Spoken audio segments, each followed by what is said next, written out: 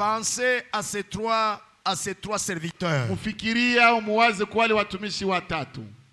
dont Jésus parle dans Matthieu 25, dans sa parabole.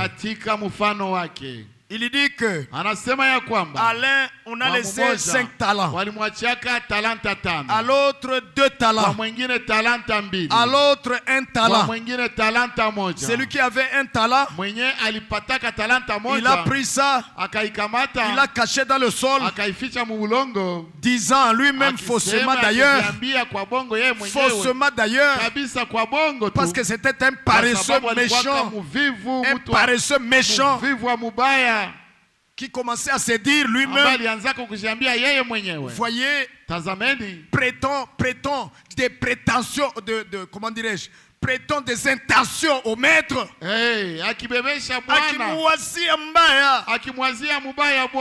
disant c'est un méchant, c'est un mauvais, c'est un sévère, il récolte là où il n'a pas semé. N'est-ce pas que vous vous en souvenez? Et alors il a caché cela, il n'a pas travaillé. Il a dit en tout cas, moi, il fallait qu'on me donne aussi 5. Il fallait qu'on me donne aussi au moins 2 comme à l'autre là. Comment je vais fructifier un?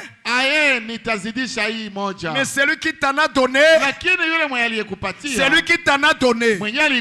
si tu mettais ça en travail, il ferait réussir ça, parce que c'est son talent.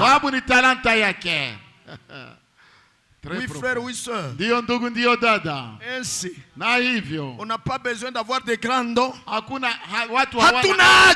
haja ya kukuwa na karama kubwa kusudi tuwe waaminifu kwa kumtumikia Bwana Yesu. Être fidèle en servant le Seigneur Jésus. Ile kidogo tunapewa, tuitumikishe, tuache uvivu, que nous abandonnions la paresse.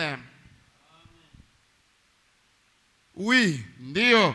Ce ne sont pas des prédicateurs seulement qui sont serviteurs de Dieu. Oui. Ce ne sont pas les bergers seulement qui sont serviteurs de Dieu. Ce ne sont pas les anciens seulement qui sont serviteurs de Dieu. Mais nous tous, nous servons le Seigneur. Comme Dieu l'avait dit à Israël. Qu'aucun ne servira un juif, un Israélite.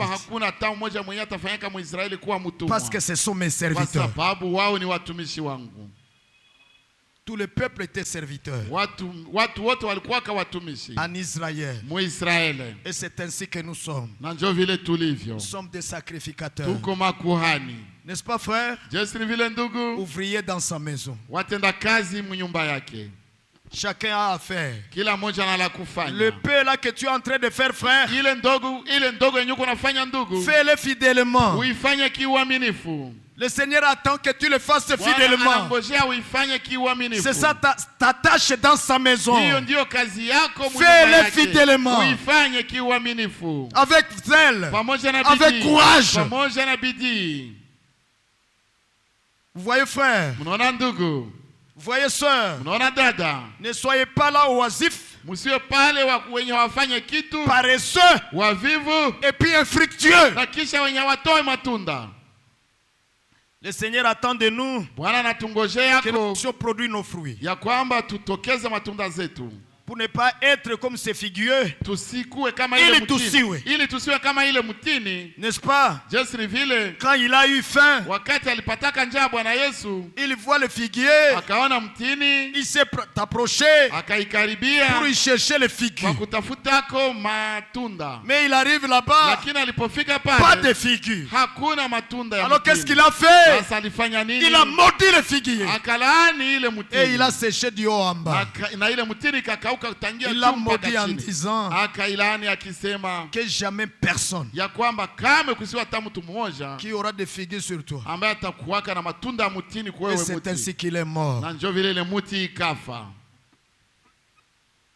Quand Dieu nous envoie sa parole en son temps, il attend de nous que nous puissions produire les fruits de cette parole. Si nous ne produisons pas, alors la malédiction du figuier nous atteindra.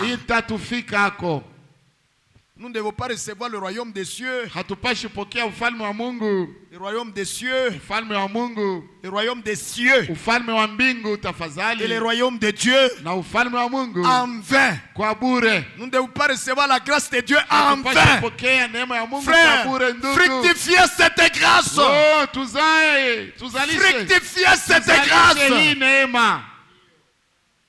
Fructifiez cette grâce. Tuzalishe hii neema. Si simplement kama tu vous avez goûté que Dieu est bon. Mulionja kwamba Mungu ni mwema na si simplement kama tu vous avez l'assurance muna uhakika et la conviction na kuitikishwa que ya kwamba vous êtes dans la vérité, muko katika kweli, que vous êtes sauvés, ya kwamba muliokolewa, que celui qui n'est pas sur cette voie du Seigneur est perdu, amepotea. Partage la chose que tu as avec le Gabula ile yenye uko nayo na rends témoignage partout. Shuhudia fasi yote.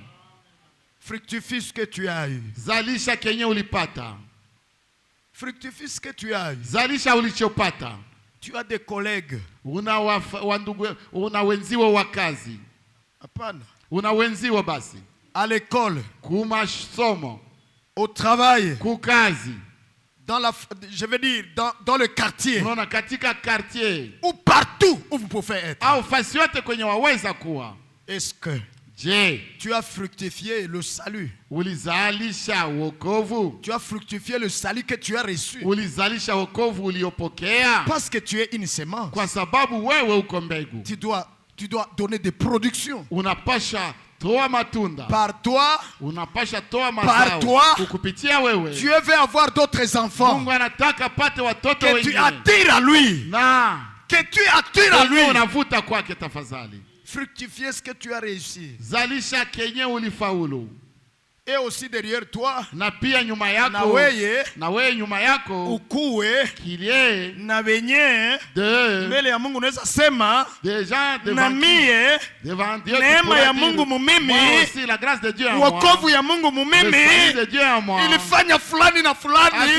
Bakuye ku parole. Ils viennent à la parole. Fructifier cela. Zalisha ile. Mais si par toi, lakini kama kukupitia wewe, les gens abandonnent la parole, watu wanaacha neno, ou injurient la parole, au wanatukana neno, alors tu vas risquer d'être comme ce figuier. Sasa utakuwa na hatari ya kuwa kama ile mti ya mtini, pour ne plus jamais produire de fruits. Kutotokeza kamwe tena matunda. Selon Hébreux 6. Kulingana na Waebrania sura ya 6. Depuis le 4e verset. Tangia verse ya 4 mnaona. Voyez frère, voyez. Mnaona ndugu, mnaona dada. Oh, hallelujah. Oh, hallelujah.